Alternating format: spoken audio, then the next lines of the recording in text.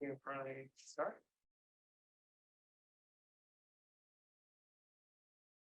Yeah, so let's do it. All right. Thank you all for being here. For those who don't know me, my name is Martin Zubeldia. I'm a new assistant professor in the Department of Industrial System Engineering, started last fall.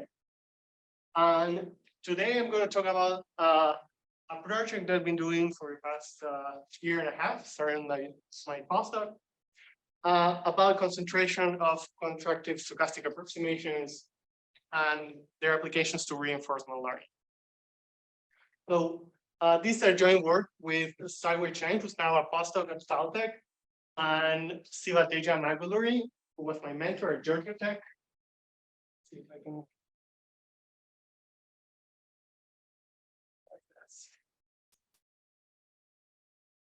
Right. So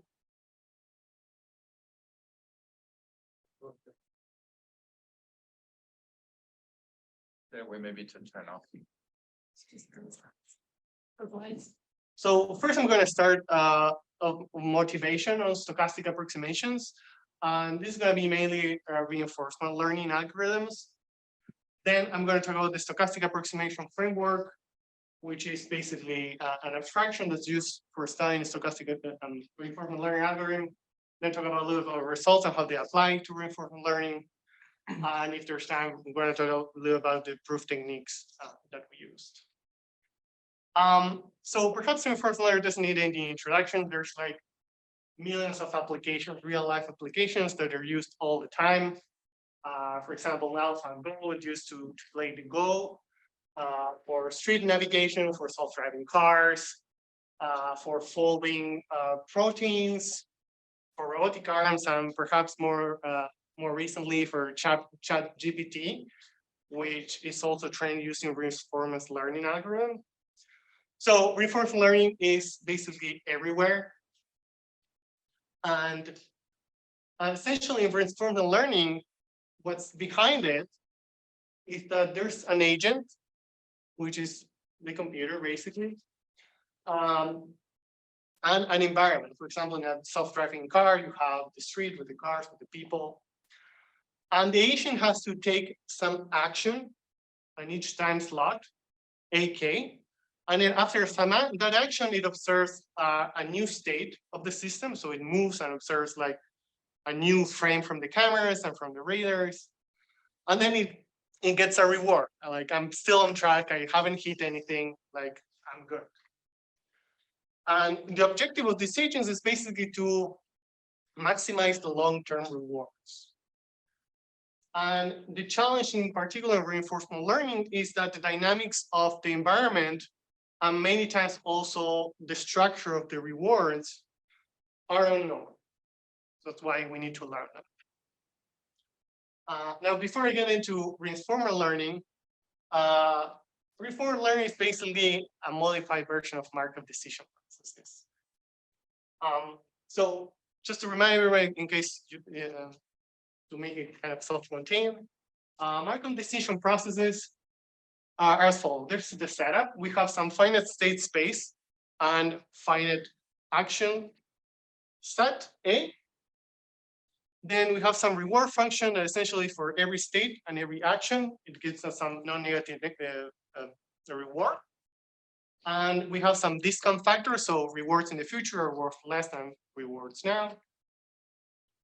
And we have the environment has some transition matrix, so it evolves stochastically according to some transition matrix. So it tells us, well, what's the next state based on now I'm in this state, I perform this action. That's why they're called Markov decision process. This is basically a control Markov chain. And then we have a policies that essentially are a family of distribution over the action set. So for every state S, we have a distribution over all possible actions. And there's as follows. There's stationary policies. And the objective here is to find some policy that maximizes what's called the value function, and essentially is the expected total discounted reward, where the actions are chosen according to the policy. Now, to directly solve this is kind of hard, looks scary. So it was shown that actually solving this value, the maximizer of value function, is equivalent to show that there exists what's called a Q function, that is from the state space and the actions to a real number that satisfies this fixed point equation, where the expectation is only taken with respect to the dynamics of the system. Right, and this is a fixed point equation. We say that the Q star is equal to some function of the same Q star. So important part is that this is a fixed point equation, and this is actually called the Bellman equation. And in that case, if we're able to solve this, then actually the optimal policy is the one that assigns probability 1 to any of the maximizers of the Q star. So this is one of the optimal policies. So the new objective now is to solve this fixed point equation. And well, a typical way to do it is just iterate with the operator, right? We start with some initial Q0, and then we apply the operator to get Qk plus 1 iteratively is some function of Qk. Again, the expectation is only with respect to the dynamics of the system. This is just an iteration. And if this mapping that we have here is actually a contraction, we know by the fixed point theorem of Hein-Banach that the Q star exists, is unique, and actually the error converges geometrically fast to 0 as the number of iterations goes to infinity. So this is very well known, very old. The thing with reinforcement learning is that when we're doing learning, we don't know the dynamics of the system, we know the dynamics of the environment. So we don't know the transition probability matrix PA. So we cannot compute this expectation. So what we do instead of do that, okay, instead of having the transition matrix, we have samples, essentially, with the correct distribution. So for every pair of state and action, we have a sequence of what are the next states. Those are our data. So, and instead of then using that operator, we used kind of a noisy version of it. And instead of just doing the naive iteration of just applying the operator, now the randomized, we define this recurrence, the Qk plus 1. It's a convex combination of the previous iterate plus a randomized version of the operator applied to a previous iterate. So here's perhaps more clearly, the next iterate is 1 minus alpha k times the previous iterate plus alpha times the function that now it's randomized applying the previous iterate. And what we know is that this is a random operator. F is a randomized version of a F bar that we had before, but its expectation is the correct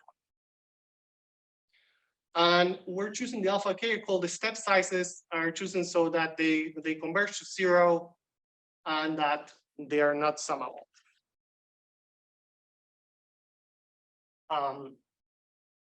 So that's good. That gives us the stochastic approximation framework. We're trying to solve a fixed point equation, and we're using this method of just doing an iteration. When you do a convex combination, where we're giving more and more weight to the previous iterate and not to the next. So in general, what's a stochastic approximation? Well, now we have some operator F bar, but for now it doesn't matter what it is. From RD to RD, we want to find a fixed point X star of it. And we're going to assume that this F bar is actually a contraction with respect to some norm. And what that means essentially, if you have 2 points and you apply the F bar, they get closer together. So it's like Lipschitz, but with a constant of less than 1. Well, Banach fixed point theorem tells us that, well, then if this is true, then this fixed point exists and is unique. But now we didn't have the operator. We only have access to some noisy oracle that we can ask for randomized version of our operator F bar. And the assumption is that the conditional expectation of these noisy operators is the true one. So we have, yeah. Sorry, I think I'm following, but I'm curious, can you interpret in the context that you're going to be interested in, what's the interpretation of the F? So F is, Like F of X. yeah, for example, is the Bellman operator. F bar is the Bellman operator with the expectation and that we were trying to. So it's the Q star. But So X would be the Q. And F bar would be like here. F bar would be, this is the Bellman operator essentially. It's this function that takes Q sub K and outputs something else. So I think F bar is going to be a Bellman operator. So it's going to be some Bellman equation, what you have on the right-hand side. And then the F, the noisy versions, are going to be what some algorithms, like for example, Q-learning do, that instead of having the expectation, I just put one sample here. So it's noisy, but in expectation is the right.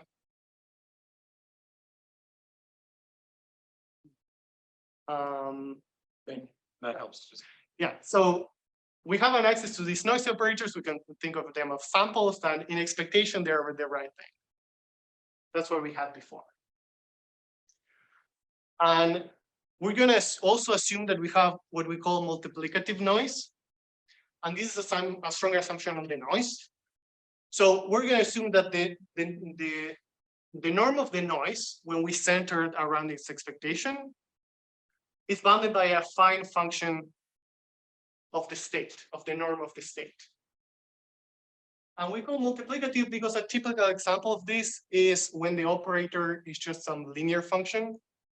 So when we have some random matrix multiplied by the vector plus some random vector, where AK is a bounded random matrix and BK is a bounded random vector.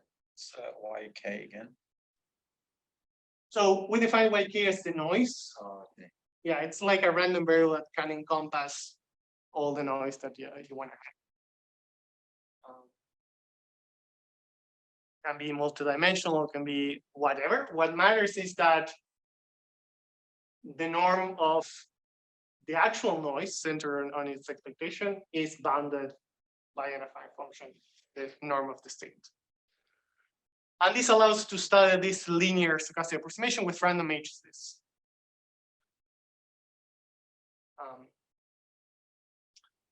And this is quite important. From just this assumption, we can get a bound of the on the error. Basically, how far we are from the fixed point when we apply the random operator compared to how far we are initially. And this essentially stated, if you apply the operator, you're at most some constant times the actual distance that you are plus some constant. And it's very important whether this multiplicative constant is less than or bigger than 1.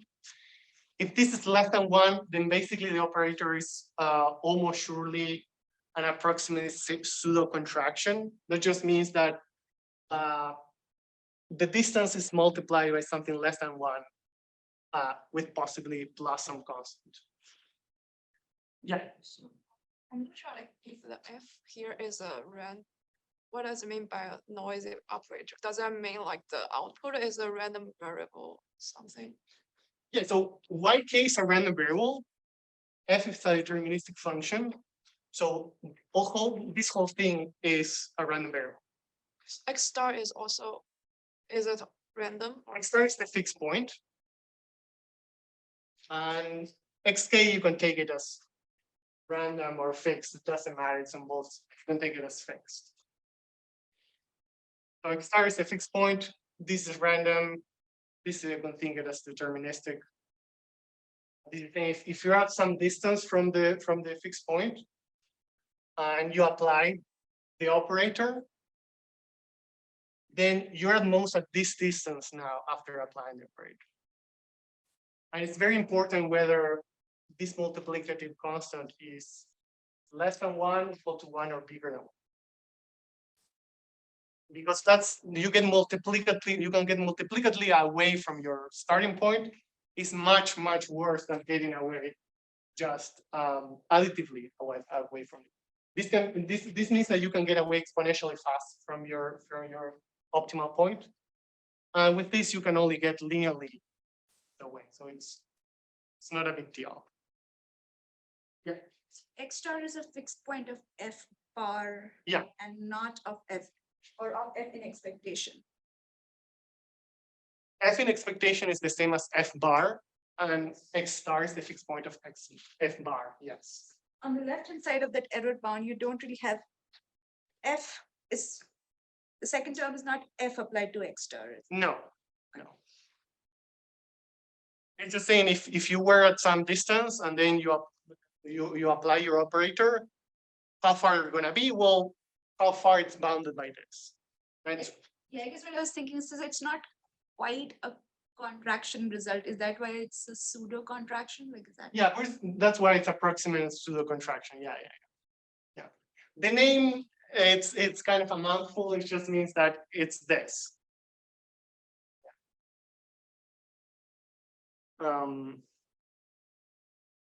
Okay, so this is it's bounded, but essentially what this is saying, its variance, the variance of the noise, can be very large.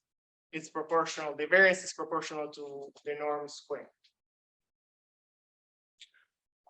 And so, where stochastic approximation, or what's called the Robbins-Monroe algorithm, is that we start at any initial condition, and then we apply this recursion where we take a convex combination of the previous iterate and F, a randomized F of our current iterate.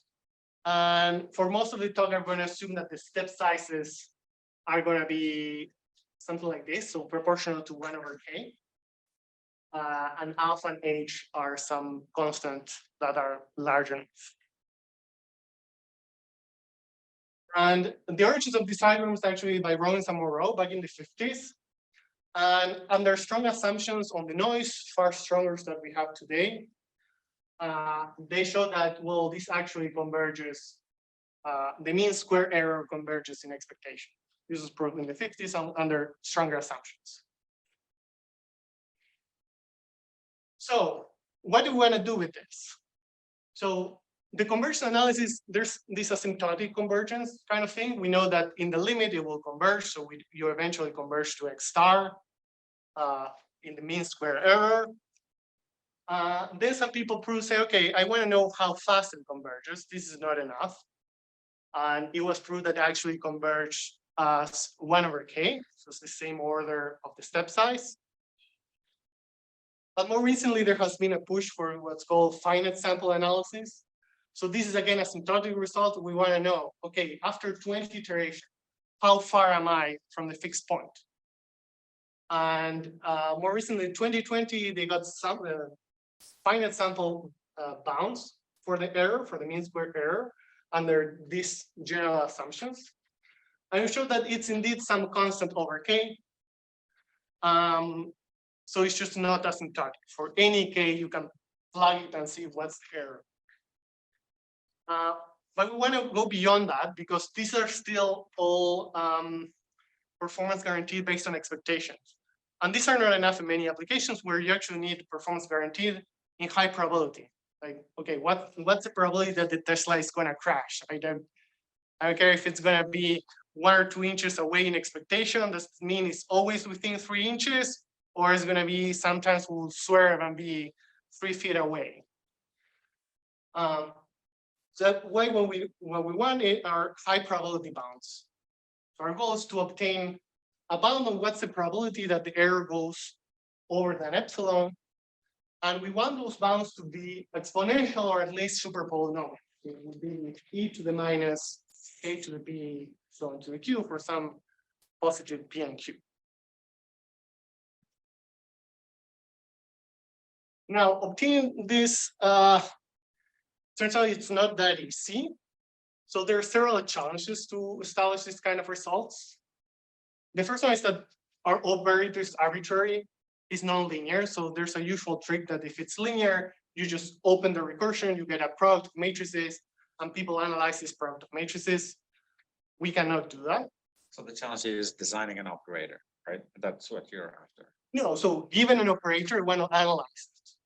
So given Q learning, given TD learning, given your favorite algorithm Okay. or stochastic gradient descent or something Right. else. Or you can come up with an algorithm and then test it. Yeah. Yeah, you can come up with anything. This is, you get your operator, we're gonna plug and play with our results. Yeah, this is for any algorithm that you can write it this way and satisfy your assumption. This is gonna hold. But there are many that they're not linear.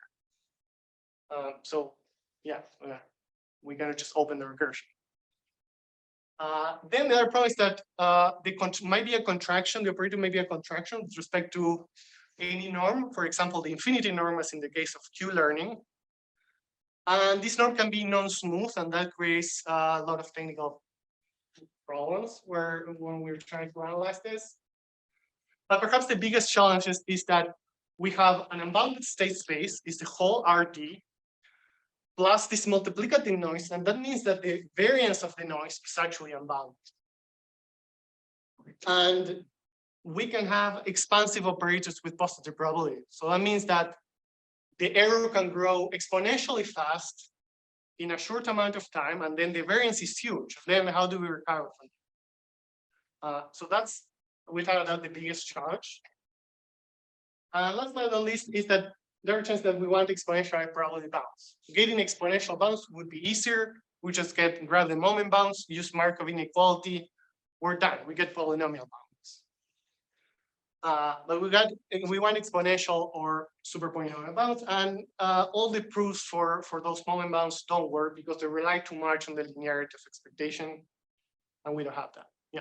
So exponentially decaying in K in like the number of samples essentially, but Yeah, and K and then epsilon. So it's going to be exponential. exponentially in both K and epsilon. Yeah. So here, if you grab this, you can use Markov inequality, and you get d over k epsilon squared, basically, and that's polynomially decreasing, right? But we want exponentially. So the existing results are, you want this probabilistic, Yes, there are these the existing results, square bounds. Yeah, other measures, expectation. it's in expectations. It's not, Yeah, sure, yeah. it's not the same. We want to know if this is, for example, light tail, or is this just a Pareto that happens to have a second moment, or is it sub-Gaussian that also has a second moment? That's quite important for many applications,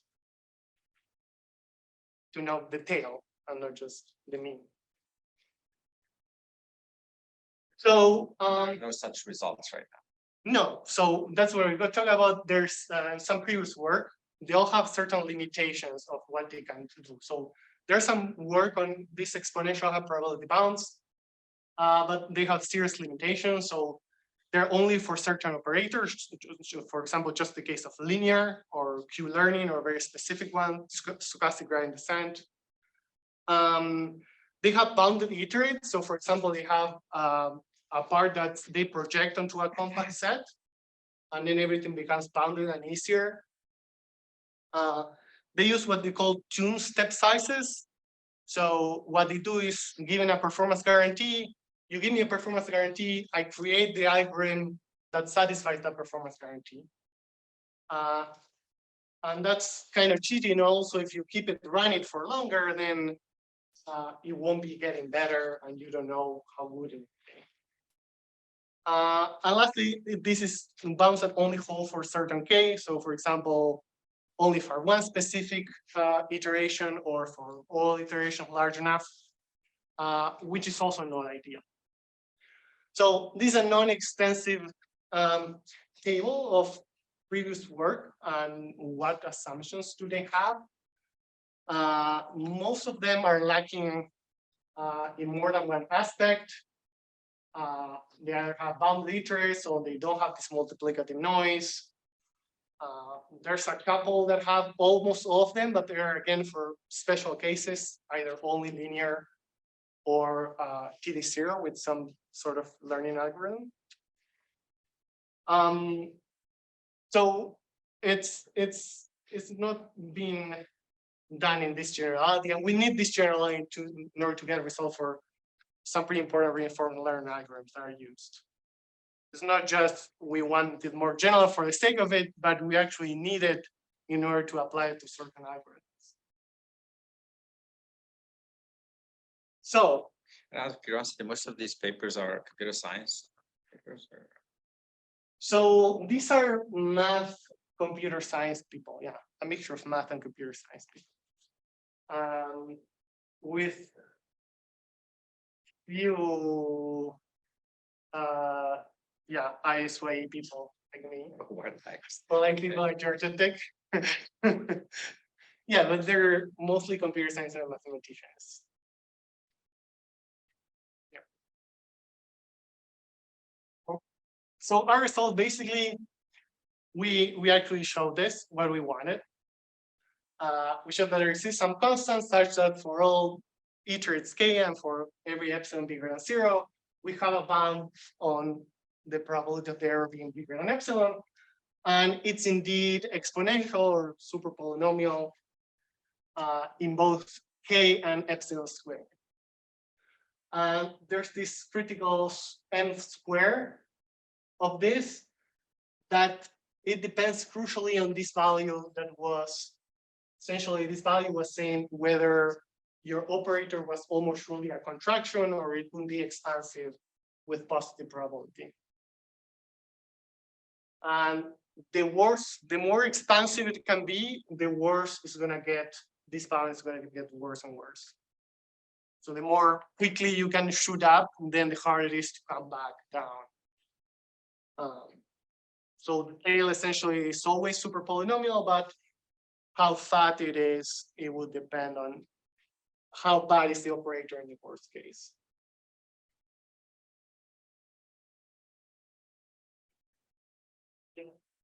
So you highlighted that one advantage is you're trying to prove this for kind of general learning algorithms, but presumably some conditions are needed. I mean, like, I could imagine doing really stupid things that aren't even going to converge to X star in any finite time. So what are the conditions on the learning algorithm for the theorem to apply? So the more relevant one, to your point, is that the Bellman operator is a contraction with respect to some norm. And that's the one that's usually satisfied by learning algorithms. Learning algorithms are good. They're actually learning and converging to a point where they learn whatever they're trying to learn. Yeah, they can be ones that are ill-designed, they don't converge, but then they don't converge. There's nothing we can do about it. In this case would be, okay, for the ones that do converge, that are reasonably built, how quickly do you converge and how far off you are at any point in time from the optimal value. So just kind of following up on that, so the only thing you need is for that F bar to be a contraction? Or do you? Yes, I only need Is that F bars. is that the only Yeah, assumption? and not even a contraction, a pseudo contraction. So that's enough. So any kind of learning algorithm that provides that, which would then guarantee convergence. Yeah. Your thing would. Yeah, basically after You're not assuming, for instance, a particular structural form where it was that plus the maximization over action. no. This is the nice thing about this is general. This is F bar. It's whatever contraction you want. This works for reinforcement learning algorithms. This works also for optimization algorithms. You can write SGD as this. You can even create your own algorithms. We're doing one for queuing theory that is based on this. It has a lot of applications, more than the ones that I know. We work on reinforcement learning because, well, I was working with a student that did that part. So essentially checking that a bunch of reinforcement learning algorithms do satisfy the assumptions of this. And then we get this bounds that nobody was able to get before. Now we get it for this. But the nice thing about this whole framework that this is plug and play. This is F bar. This is a contraction. You just need to show that your algorithm satisfied the assumptions of our theorem, and then you got these results. Condition you need to have is actually deterministic, right? That bound, this you said this F bar. Yeah. X, CK, whatever. And that condition is deterministic, right? You have to be that has to be less than equal lambda plus sigma. Yeah, the noise is bounded. This is always uniformly bounded. It's like because That's uniformly. the CK is a random variable, right? But in your condition, you have this sigma and the gamma and C, and that's it, right? I mean, It's yeah. A big point is that this is not uniform. yeah, that's This depends on X. almost surely, okay. This is almost surely, but this depends on X. So this is not a uniform boundary. Yeah, I mean, uniform, I mean, in kind of YK, right? Yeah, so it's like in the linear case, this AK is uniformly bounded. Yes. So it's a bounded random variable. You can think IID Yes. bounded Yeah, random. yeah, okay. And just to situate myself for the Bellman operator, the AK would be the probability matrix. In the Bellman operation, no, it's a non-linear Is one the maximization? because we have a maximum. Yeah, but is the maximization over probability matrix is certainly bounded, like it's. In that case, it's bounded. So this is it's a non-linear operator. I don't think. This is an example, but the Bellman operator is not of this. No, it's not linear. Yeah, the Bellman operations that I just showed for Q learning is not linear. There are others that are linear. Sure. The one that I showed that's synchronous Q learning actually, it's not linear. Could you talk a little bit about the multiplicative noise assumption? I mean, you kind of highlighted that. Yeah. But I guess I'm struggling to understand what that actually means in practice, like, so not sort of as a mathematical. Yeah, definition. I have some simulations that show what's the problem with that. Like in 2 slides, I'll show you some simulation where we highlight essentially what's the problem with this multiplicative noise. Meaning why it might not hold in practice, or what? No, why it could does cause- hold. The problem is that if you're unlucky, imagine your first 10 iterations were unlucky and you got a very big noise. And that means that you grew exponentially fast. And that means that you can shoot up very quickly with more probability, and then it takes a while to come back. And that's a big difference. If this X bar wasn't, if this norm wasn't here, you can only shoot up linearly fast. So that's much easier to recover because you're kind of coming back multiplicatively. So the issue is that you can be expansive, so you can shoot up very far, very quickly. And at the same time, when you shoot up very quickly, your variance is also huge. So it becomes kind of an unwieldy process. If this number is bigger than 0, so if this is bigger than 1, then this can be an expansion with positive probability, and it can shoot up and become troubles. Where is the H in your final bound? Where is H? The H here. Yeah, you in the bound, in the final bound that you The showed, final bound, there was an H in the square root or in the mth root. right? So what is it? So what is H in the condition? H needs to be big enough, depending on some parameters of the system. Like the contraction factor of the expectation, the noise sigma, just needs to be large enough, but a constant amount. So that's something else, but depending on the other constants you have, the other slice. Yeah, this is like if you pick alpha and H, which are the step sizes, I can pick them wherever I want. If they're large enough, then we can have this. But those are the step sizes, I can pick them. I cannot pick the operator, but I can pick the step sizes.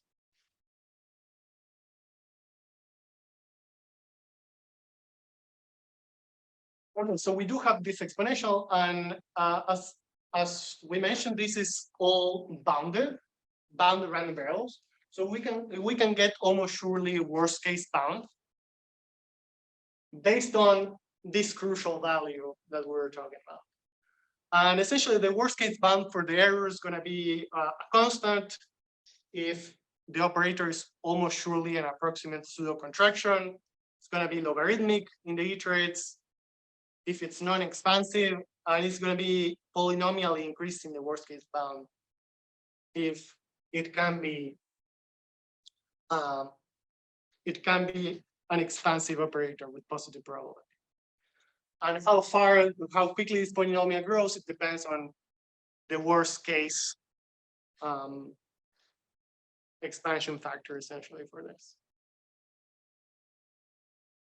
And so what would the tail bound would look like? Well, the error as a function epsilon basically decays as some exponential function up until the worst case bound. So after that, it's 0. And that's the whole tail. We have bound the whole tail of the distribution of any. And in particular, we can integrate this to get any moment bound. So we can actually recover the moment bound results from our results by just integrating this. And we get any moment bounds or any function that we want. And as a corollary of this result, this is another way that people like to write this. Instead of writing the probability being bigger, epsilon is some function. People like to write, especially in computer science, with probability 1 minus delta, how far you are. What's the error with high probability? And essentially, we show that the error with probability at least 1 minus delta is of order 1/k times the log of 1 minus the probability to some power. And this allows us to get sample complexity, which is very important to computer scientists, essentially saying that if you want the error at most epsilon with probability at least 1 minus delta, you need at least this many iterations. You need to run the algorithm for at least this many iterations. And the key is that now we have log 1/delta here instead of under previous results, you get something like 1/delta. So we show that you need actually much less iterations in order to get good performance. And if we look at the point of view for some fixed delta now, and look at the bounds as a function of time, we get that for small iterations, actually, our worst case bound is the tightest. And after some point, our exponential bound kicks in and decays as square root of 1/k. This looks very weird. So we're saying is that with probably at least 1 minus delta, the iterates are below these dashed lines. I think this looked bad. We were like, well, this cannot be. Why can't we find just some nice thing that decays always exponentially? This looks like there's something wrong. But we ran some simulations. We actually saw that, well, actually, this looks like this. The algorithm here started at distance 1. So these are 5,000 runs, so 5,000 sample paths, the same algorithm. And we showed that, well, actually, they do shoot up a lot and then come back. So the actual trajectories actually do look like this. And this is where the multiplicative effect is very harmful, is that, well, if you're unlucky, you can shoot up very quickly and get away from it, and then it takes a long time to come back. And that's something weird that people didn't know that happens. Usually, this sort of thing was studied for all k large enough, so they only saw that, well, it will eventually will decay as 1/k. But we were the first one to show that actually, you become much worse at the beginning, and then you improve, which was surprising to us that you can become much, much worse if you're using very few iterations.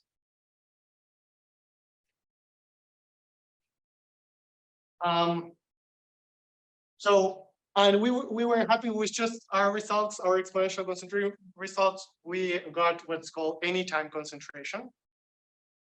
So that means that the error is small for all k. So this is a much stronger result.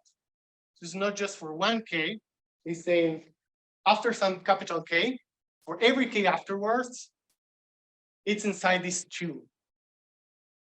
And we just have a little log factor. So instead of being a order 1 over k, it's log k over k.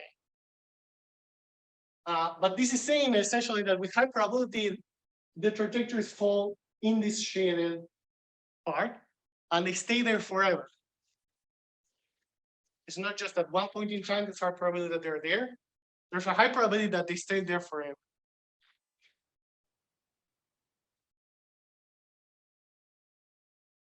And that's a much stronger statement. It tells us that stay here, and we can prove, for example, almost sure convergence from this. Okay, so that was the multiplicative case.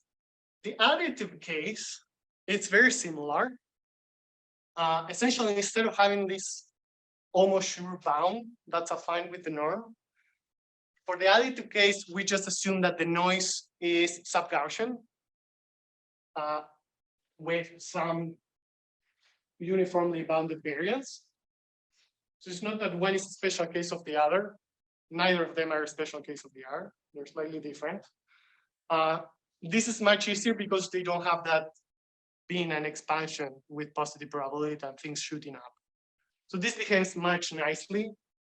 And we call it additive because an example is just where the noise is just an additive random error. For example, the Gaussian or bounded random error. But the nice thing about this one is that we can use more general step sizes. So instead of just of order 1 over k, we can have 1 over k to z when z is between 0 and 1. So we can have even with very small c, which means that they're not summable and they're also not square summable, which is uncommon. Usually they want it to be square summable here, even if they're not, we can still deal with them. And essentially we get the same sort of results, only whenever we got k, we got k plus h to the power of c. So essentially they're very similar. You can get the same sort of result, just with a rate that's slightly slower.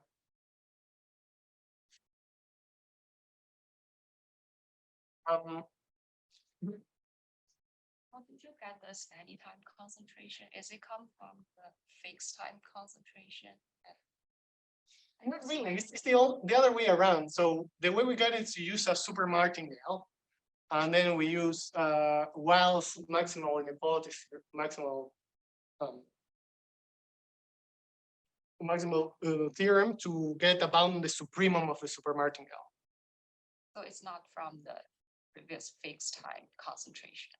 No, actually, it's the other way around. First, we get the anytime, and then we just say, well, in particular, it's true for one time. Yeah, but we use super martingale. Okay, so let me show how I would apply this to reinforcement learning. So I have these all algorithms that are true in general. So essentially what you need to do now is, okay, let's grab an algorithm, the most popular algorithm reinforcement learning, Q-learning. We know that this approximately solves this Bellman equation using samples. And that it generates estimates according to some iterative algorithm. So what we showed is, well, this can be written as a stochastic approximation with all our assumptions. And that's just a bit of work. But then once we do that, we can just apply our theorem and get high probability bounds for this particular. And in the case of Q-learning, it's a contraction with respect to the infinity norm. And we get this on the infinity norm. We get sample complexity. That's as good as one can get in terms of dependence on epsilon square and the dimension of the state and action sets. So it's just plug and play. We just need to show that this satisfies the assumption and that's it. But Q-learning was already studied because it behaves very nicely. What wasn't studied is actually T-learning, for example, T-learning with linear function approximation.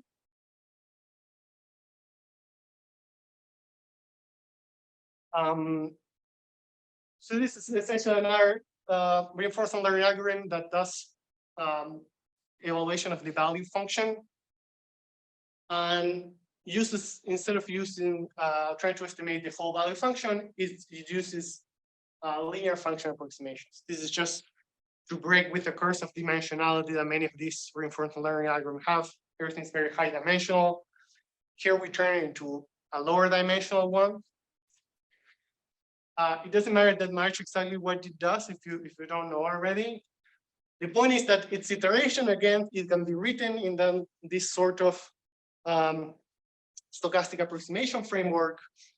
And to analyze this, we really needed the full generality of the multiplicative noise, because noise here is actually multiplicative. And for this, we can get, again, this super polynomial concentration. And here, this is a construction with respect to the 2 norm, and it works out well. So I want to finish with a couple of comments on how it proves in somebody asked. So one little comment for the optimization people perhaps in the audience is that when the square of the contraction norm is not smooth, we cannot work directly with it. So what we use is essentially a smooth approximation of the norm, which is called the generalized Morrow envelope. And this is basically a convolution. Perhaps this looks a lot like a convolution. If you had an integral, I'm sure you've recognized as a convolution. This is called an infinite convolution. That has the same effect of, if you convolute an ugly function with a nice function, you get a nice function. So this is essentially what happens. So this is basically a smooth version of the contraction norm, and we can choose this parameter mu and this other norm that we usually use, some LP norm. Any smooth norm will do. And this was shown that this is actually a smooth approximation of any norm. So that's kind of a side note. We are not really working with the norms. We work with smooth approximation of norms. And then if we go to the meat of the proof, is that there's a very simple recipe for the proof. So we start with some worst case bound. So if you think for a multiplicative noise, we get some worst case bound. We know for sure that the error is bounded by something that grows polynomially fast. This is terrible as a bound. But the key step is have a bootstrapping step. And essentially, given some bound that is satisfied with high probability, we can get a new bound that's smaller than the one that we have. It's the one that we have multiplied by log k over k, so it's a function of k is smaller, such that the new bound is also satisfied with high probability. So this is the key step. We have a bound and we somehow get a new one that's 1 over k times the previous one, or order that. That's also satisfied with high probability. And after you get this bootstrapping, essentially you start with you initialize this with the worst case bound. You apply this proposition over and over and over again. So you start with some polynomial, it gets better, until eventually you get the 1 over k that you want. At that point, you cannot apply it again. This breaks. So it's like an iterative algorithm and also an iterative proof. You just apply this proposition enough times until you get the boundary. And the point that was asked, the way we get this is that we work with a modified version of the log of the moment generating function of the error. And the important part is that it's a time-varying version. So instead of just look at the error, we have to multiply by a bunch of stuff in order to make it work. I don't want to worry with the details. We essentially get a recursion on the log MGF. So this modified log MGF, and we can open the recursion and get nice enough bounds. And once we get this, we use some exponential super martingale to get bounds, this anytime bounds, using Gauss maximal inequality. So this is the key of getting anytime bounds. We should construct an exponential super martingale. This is like a Lyapunov function, so it took a long time in order to get what this Lyapunov function is supposed to be. Quite a while. And then once you get it and you show that you have a super martingale, then you can get all these nice results.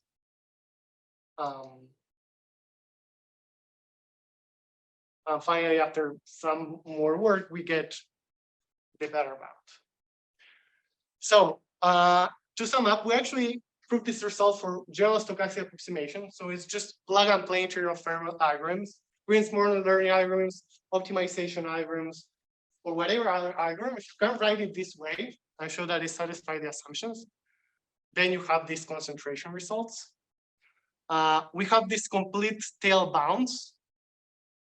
So we can integrate and get moment bounds or get whatever performance guarantee you want. And we get a sample complexity that's also order 1/epsilon² when the step size is 1/k, which is as good as you can get here.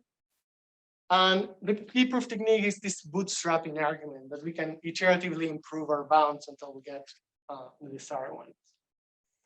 And if you're where I'm trying to apply this framework and see what else I can write in this way, we're working a person where we use it to queuing. We show that some learning and queuing problem can be written as stochastic approximation, and then we can use this type of results to prove performance guarantees on these items. Yeah, that's it. Thanks.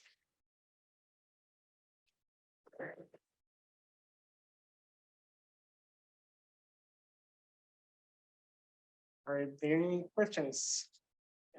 So this is not a technical question, more of a conceptual question. Mhm. You sort of motivated the work by saying, okay, if we have practitioners who are learning and they've trained for a certain amount of time, they want to know how far they could be from the optimal solution. Yeah. Given the fixed K and the algorithm they've used. But I guess I noticed the flavor of the theorem you have was there was this constant C. Yeah. That was still there, and presumably if C is very, very small, you don't actually get kind of quantitatively useful bounds. You just get the qualitative assurance that it's sort of decaying exponentially. And so I guess, do you have like explicit constants, or do you? Yeah, we do have all explicit constants. I just don't include them because they look horrible. I only included actually for Q learning because that's kind of the most popular reinforcement learning algorithm that there is. Well, okay, I didn't include the constant, but it's basically, it gives the right sample complexity. So yeah, for example, in reinforcement learning, it's very important that it depends on the dimension, for example, on the dimension of the state space and on the action set. And we were able to reproduce and get the constant with the right dimensional dependence, for example. So in the case that it's known what the bounds are, like for cases like Q learning, for Q learning, this type of result already exists in the literature, is a special case that was done. And we were able to get Essentially the same. Essentially same bound or same order in the sense that people care about there. So yeah, it's not just theoretically it works. I guess in the presentation it kind of looks a little bit like that, but the constants are actually they're not just there exist some. We actually get the constants, and we actually show in several cases that bounds of this type exist that are comparable to the ones that exist. To follow up on that, for your bounds, therefore, can you conclude this is best possible bounds? No. So we don't have a proof of that. We actually believe we can have slightly better bounds. So in terms of the constants, there's a lot of time that we could have like make a tighter bound and then we choose not to. We try to improve on that for the applications to reinforcement learning, get tighter bounds. So constant wise, there's still room for improve. And order wise, we had this super polynomial bound. So it's like square root m squared of epsilon squared in the exponent. We believe we can get that better also order wise. We can get exponential and that's just super polynomial. But it's quite hard to make it work. It's kind of that bootstrapping algorithm, it's quite delicate. And finding the right Lyapunov function, it's quite hard in order to get these results. Because your framework is very general, so it might be possible just to come up with some weird this example that to show that this is like, is that I mean for learning, I guess this is hard to show that this is the best path, right? Yeah, But for your framework, it's very general, right? You need only to satisfy a very few conditions. You already have that, so true. you may be able to find some. Yeah, we weren't able to show that it's tight. Yeah, we tried that and it doesn't look like it's tight, but we're not sure.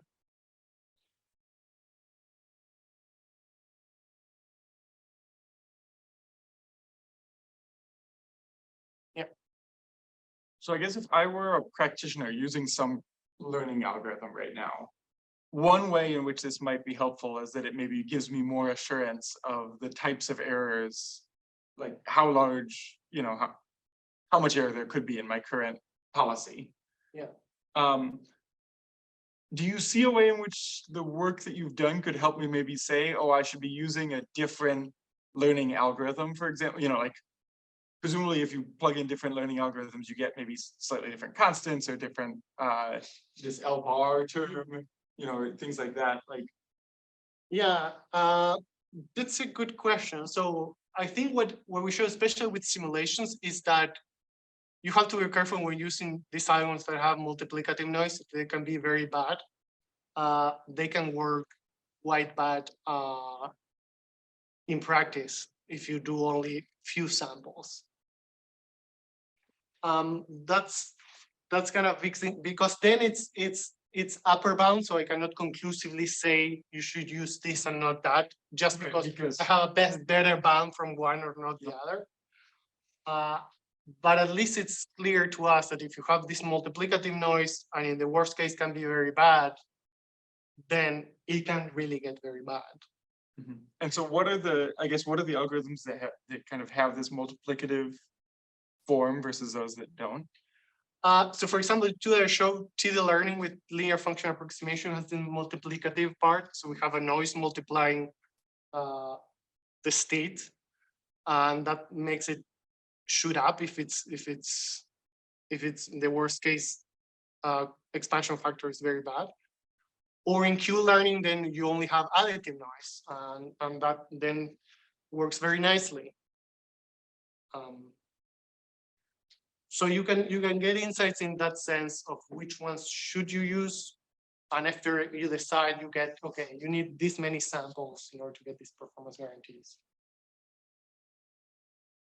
So currently how people choose an algorithm is, or compare these algorithms, just computation, just run some experiments and say, I came up with this algorithm and it beats on some problems, an existing algorithm. That is sort of Yeah, many times it's like that. justify introducing and not just why not stick with Q learning?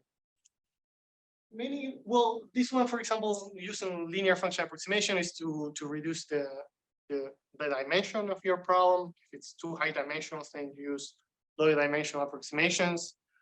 Then you might have issues that if you do that in one step, it's too noisy. So you do many steps. So you use many samples for each. You can think about use many samples for one step. But there's a lot of progress in, yes, creating an algorithm showing empirically it works better. Like for ChatGPT, some of the breakthroughs in order to get that was algorithms that run better, were quicker to run. And there's a lot of work in doing that and in improving them and showing, okay, this is better. Just empirical evidence. Yeah, well, initially that's it, right? If you want to create ChatGPT, you don't care if you can prove that it works. You just care that it works. Like people like me, I guess, that want to show that it actually works.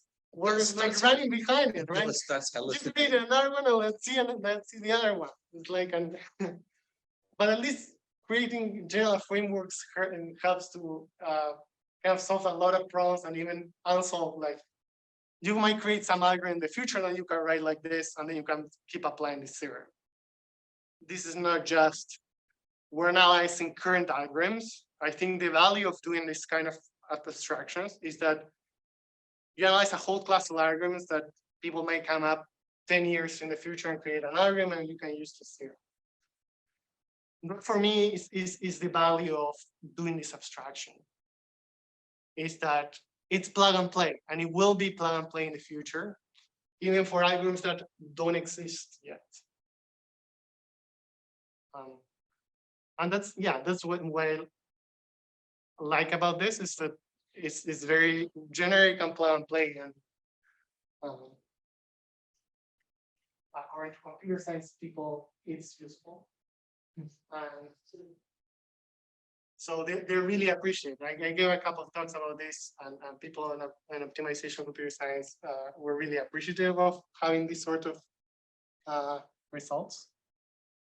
So that was also encouraging in kind of try to keep working things like this. Yeah. One thing that didn't play a huge role in the talk, at least, was like the choice of norm. Yeah.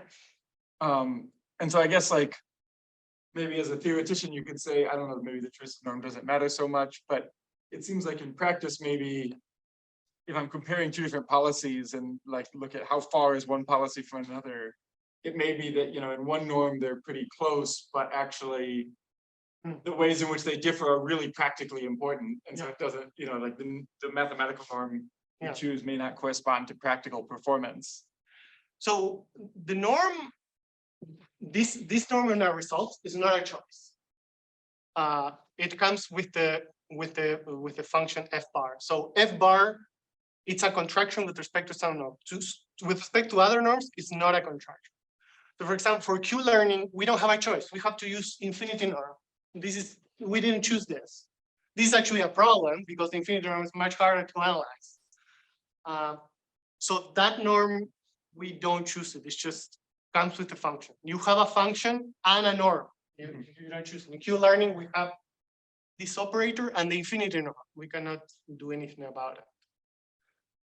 But where we do have a choice, and it ends up mattering a lot, is that when we choose this smooth approximation, we were able to choose any norm there, the S norm. And in fact, this seems like kind of an innocuous thing, but it plays a gigantic role in the analysis because we can optimize over that norm. And that's the only way to actually get tight bounds. We end up optimizing over an LP norm and choose P accordingly to have the correct dimensional dependence on things. So the C norm we cannot choose, it comes from the F, but we can actually do exercises and you can do it smartly enough. You'll get much better balance. But afterwards, in terms of indifferent noises, there's the equivalence we're in RD in a finite dimensional space. So all norms are equivalent. So they're all a multiplicative constant from another norm, right? That multiplicative constant can be quite bad depending on how large the dimension is, but you're not gonna be crazy far in one norm. Yeah.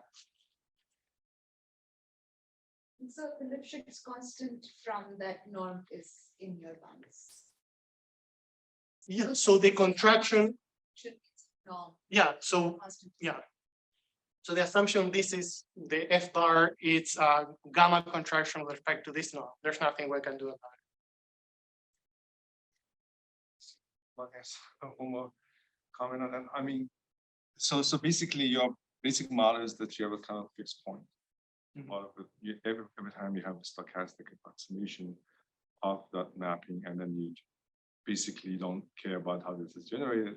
As long as they satisfy the condition, then you can show that this is the speed of convergence in the high probability case. I just have a crazy idea. I don't know. I mean, I'm not familiar with this, but this fixed point theorem to compute a fixed point is also sort of like line of research, which is called the Anderson acceleration. Have you heard about that? I heard about acceleration methods like Nemirovsky Oh, and no, it's totally different. Okay. Anderson acceleration is for computing fixed point systems like x equals fs. Mhm. Compute that.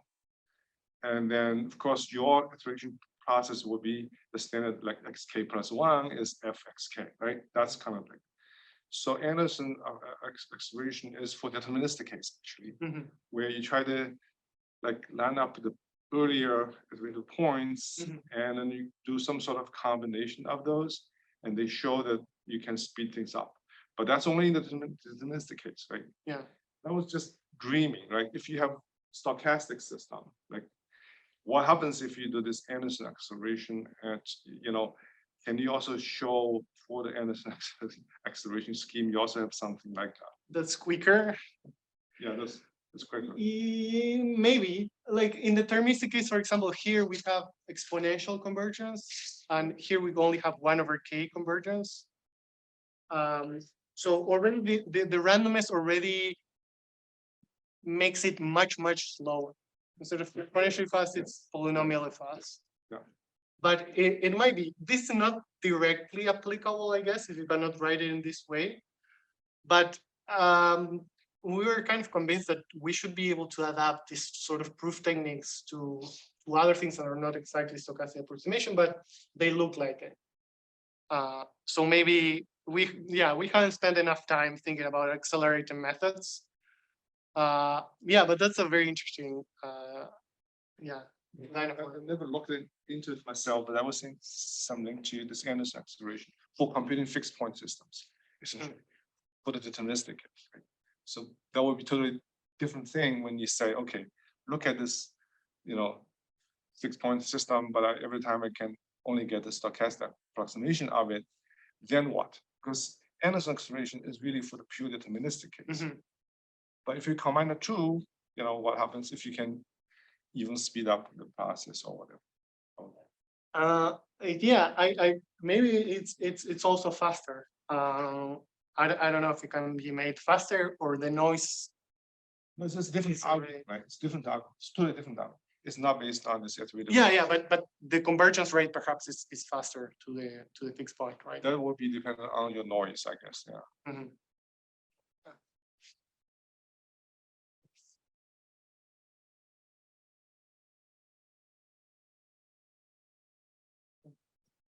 Yes.